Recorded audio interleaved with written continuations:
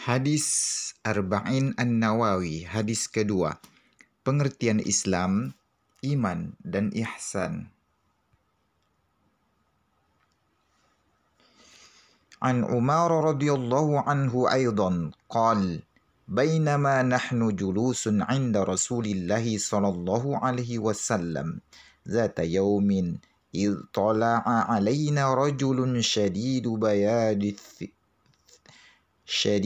بياد الثياب شديد سواد الشعر لا يرى عليه أثار السفر ولا يعرفه منا أحد حتى جلس إلى النبي صلى الله عليه وسلم فأسند ركبتيه إلى ركبتيه ووضع كفيه على فخذيه وقال يا محمد أخبرني عن الإسلام فقال رسول الله صلى الله عليه وسلم الإسلام أن تشهد أن لا إله إلا الله وأن محمد رسول الله وتقيم الصلاة وتؤتي الزكاة وتصوم رمضان وتحج البيت إن استطعت إليه سبيلا قال صدقت فعجبنا له يسأله ويصدقه قال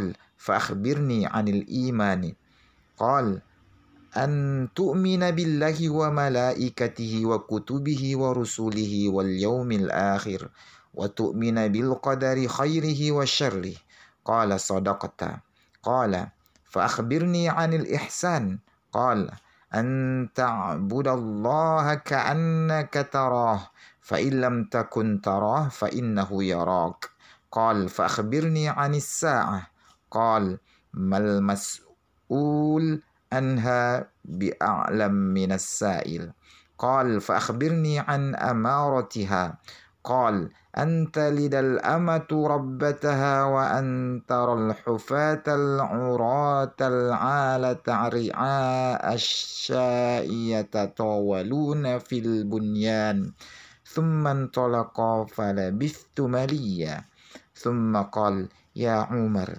أتدري من السائل قلت الله ورسوله أعلم قال فإنه جبريل أتاكم يعلمكم دينكم.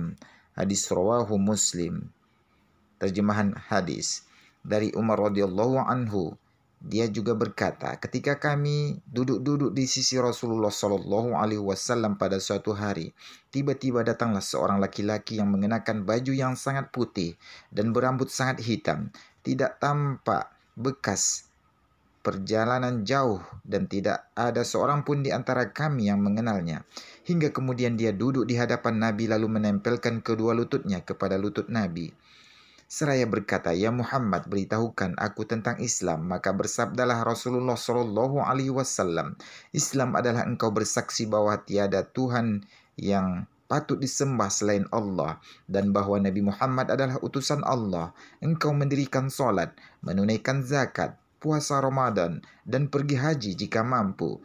Kemudian dia berkata, Anda benar. Kami semua heran, dia yang bertanya, dia pula yang membenarkan. Kemudian dia bertanya lagi, beritahukan aku tentang iman. Lalu Nabi bersabda, engkau beriman kepada Allah, malaikat-malaikatnya, kitab-kitabnya, rasul-rasulnya, dan hari akhir, dan engkau beriman kepada takdir yang baik maupun yang buruk. Kemudian dia berkata, Anda benar. Kemudian dia bertanya lagi, beritahukan aku tentang ihsan. Lalu Nabi bersabda, ihsan adalah engkau beribadah kepada Allah seakan-akan engkau melihatnya. Jika engkau tidak melihatnya, maka dia melihat engkau. Kemudian dia bertanya lagi, beritahukan aku tentang hari kiamat, kapan kejadiannya. Nabi bersabda, yang ditanya tidak lebih tahu dari yang bertanya. Dia berkata, beritahu aku tentang tanda-tandanya. Nabi bersabda, jika seorang hamba melahirkan tuannya, dan jika engkau melihat seorang yang bertelanjang kaki dan bertelanjang dada, miskin lagi penggembala domba, kemudian berlomba-lomba meninggikan bangunannya. Kemudian orang itu pun berlalu, dan aku terdiam sebentar. Kemudian Nabi bertanya kepada Umar, tahukah engkau siapa yang bertanya?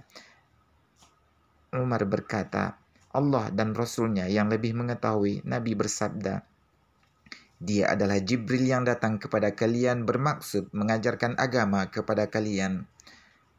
Hadis sahih nomor 8. Berikut beberapa syarah penjelasan dari hadis. Yang pertama, disunahkan untuk memperhatikan kondisi pakaian, penampilan, dan kebersihan, khususnya jika menghadapi ulama, orang-orang mulia, dan penguasa. Yang kedua, siapa yang menghadiri majelis ilmu dan menangkap bahwa orang-orang yang hadir butuh untuk mengetahui suatu masalah dan tidak ada seorang pun yang bertanya, maka wajib baginya bertanya tentang hal tersebut, meskipun dia sudah mengetahuinya, agar peserta yang hadir dapat mengambil manfaat darinya. Jika seseorang yang ditanya tentang sesuatu, maka tidak ada celah baginya untuk berkata, "Saya tidak tahu," dan hal tersebut tidak mengurangi kedudukannya.